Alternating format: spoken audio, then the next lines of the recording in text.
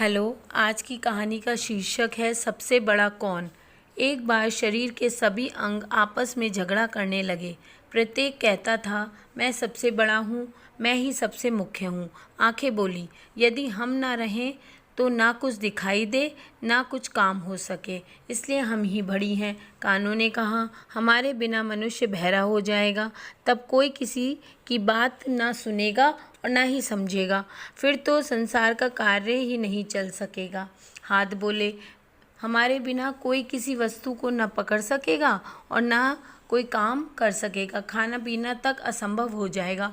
पाँव ने कहा, भाई हमारा महत्व आप कैसे झुठला सकते हैं, हमारे बिना तो कोई कहीं जा ही नहीं सकता, हम ही सबसे बड़े हैं।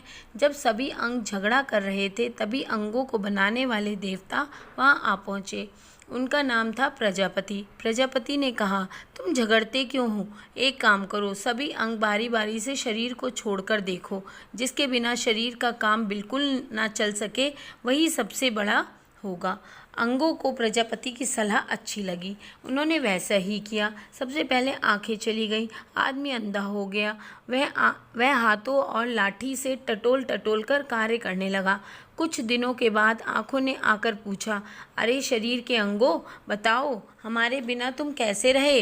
अंगों ने कहा, जैसे अंधे हाथों से छूकर कार्य करते हैं वैसे ही हम हाथों की सहायता से काम चलाते रहे। अब कानों की सुनने की शक्ति लुप्त हो गई, आदमी बहरा हो गया। बिना सुने भी वह आँखों और हाथों आदि के सहारे काम करता रहा। कुछ समय के बाद श्रवण शक्ति लौट आई।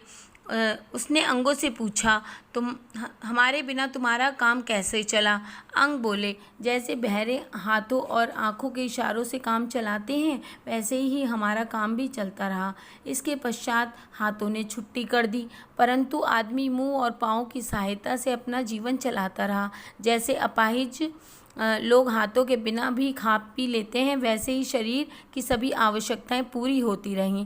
हाथों के पश्चात पाँव चले गए, तब भी शरीर का काम चलता ही रहा। इसी प्रकार जीभ, स्पर्श शक्ति और सूंघने की शक्ति भी बारी बारी से चली गई, परंतु शरीर के काम फिर भी जैसे तैसे चलते ही रहे। अंत में प्राणों ने कहा, अच्छा अब हमारे जाने की बारी है।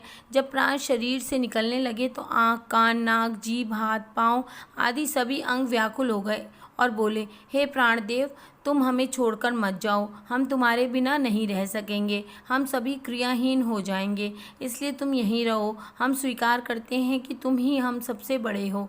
अंत में प्रजापति ने निर्णय दिया, क्योंकि प्राणों से सभी अंग जीवन पाते हैं और उनके बिना शरीर का कोई अंग जीवित नहीं रह सकता, इसलिए प्राण ही सबसे बड़े हैं। परंतु शरीर को तो सभी अंगों की आवश्यकता है। सुंदर, अर्थपूर्ण, सरस और आनंदमय जीवन के लिए आवश्यक है कि सभी अंग आपस में हिल मिलकर रहें, पूर्ण सहयोग और अनुशासन के साथ काम करें तथा आपस में झगड़ा ना करें।